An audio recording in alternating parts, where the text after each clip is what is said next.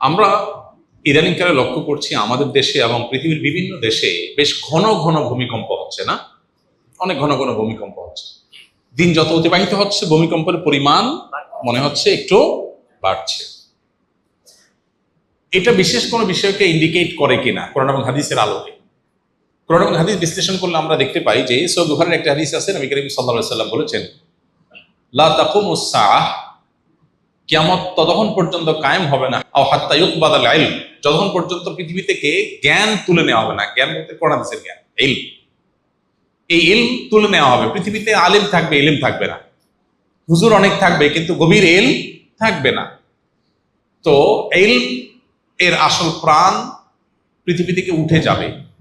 তারপর পৃথিবীর ধ্বংস হওয়ার সময় নিকটবর্তী হবে। এই হাদিসের এই পরের অংশে নবী আলাইহিস সালাম বলেছেন, ওয়াতাকফিরুজ জালাজিল, এবং ভূমিকম্পের পরিমাণ বাড়বে। কিয়ামত নিকটবর্তী হওয়ার আলামত হলো যে পৃথিবী থেকে ইলম উঠে যাবে, ভূমিকম্পের পরিমাণ বাড়বে। এই হাদিসের মধ্যে, যেটি বুখারীতে বর্ণিত হয়েছে, এই হাদিসের মধ্যে পরিষ্কারভাবে বোঝা গেল পৃথিবীর বয়স আয়ু শেষ হয়ে কিয়ামত নিকটবর্তী হওয়ার আলামত, ছোট আলামত আছে প্রায় 130টার বেশি। এটা নিয়ে আমাদের ছোট্ট একটা ছোটি বই আছে, সৌদি আরবের শেখ মোহাম্মদ আল আরিফি, ওনার একটা বই আছে, ওইটার আলোকে বইটা লেখা আমাদের অনেক আগে। ওখানে কিয়ামতের 141 আলামত নামে ছোট্ট একটা ছোটি বই ছিল, বইটা আমরা আবার প্রকাশ করবো ইনশাআল্লাহ। এই বইয়ে ওই 131 যে ছোট আলামত আছে, ছোট আলামত বলতে যেগুলো অনেক আগে থেকে দেখা দিবে, এই আলামতগুলোর ভিতরে একটা এই হাদিসের আলোকে উল্লেখ করা হয়েছে যে পৃথিবীতে ভূমিকম্পের পরিমাণ বাড়বে কিয়ামতের আগে। কিয়ামতের সময় কাছাকাছি আসলে যত কাছাকাছি হবে ভূমিকম্পের পরিমাণ বাড়বে। বৈজ্ঞানিক বহু ব্যাখ্যা আছে, কিন্তু কোরআন এবং হাদিস যখন বলে কোনো কিছু এবং সেটা যখন বাস্তবে খাটে, এটার বৈজ্ঞানিক কোনো ব্যাখ্যা খুঁজে পাওয়া যায় না। পৃথিবীতে 500 বছর আগে এটা হয় না, এখন কেন হয়েছে? অনেক উত্তরই সায়েন্স বা বিজ্ঞান দিতে পারবে না, কিন্তু কোরআন হাদিসে বলা আছে কি আমাদের আগে এখন এটা হবে, তখন এটা হবে। এগুলোর বেশিরভাগই যে নবী সাল্লাল্লাহু আলাইহি ওয়াসাল্লাম যে সময় ভবিষ্যদ্বাণী করে গেছেন 131টা কিয়ামতের আগে, এর বেশিরভাগ কিন্তু খেটে গেছে, এর বেশিরভাগ বাস্তবায়িত পৃথিবীতে হয়ে গেছে।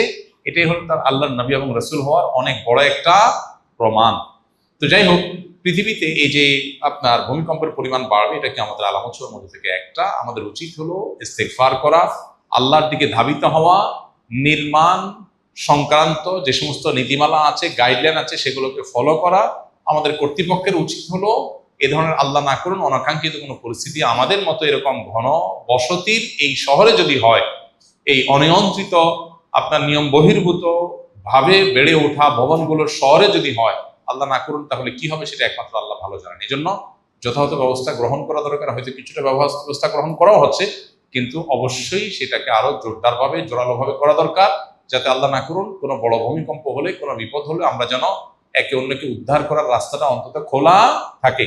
এক্ষেত্রে নির্মাণ বিধিটা আমাদের সবারই মেনে চলার চেষ্টা করা দরকার। আপনারা যে মসজিদে বসে আছেন, আসন্না ফাউন্ডেশন মসজিদ কমপ্লেক্স, আলহামদুলিল্লাহ, এই মসজিদ নির্মাণের শুরুর দিকে যখন আলোচনা হয় যে আমরা এটাকে কিভাবে নির্মাণ করব, তখন আমাকে অনেকে বলেছিল যে ঢাকায় মসজিদগুলোর জন্য প্ল্যান পাস করতে হয় না, রাজুক থেকে প্ল্যান পাস করতে হয় না, আমরা এটার জন্য প্ল্যান পাস করার দরকার নেই, যে পরিমাণ জায়গা ছাড়টার দিতে হয়, এগুলো মসজিদের জন্য লাগে না, কেউ দেখতেও আসে না, এটা নিয়ে কড়াকড়িও করে না, এটা সয়ে নেয়, সহনীয়। এটা আমি বললাম না, এটা আমি কেন করব?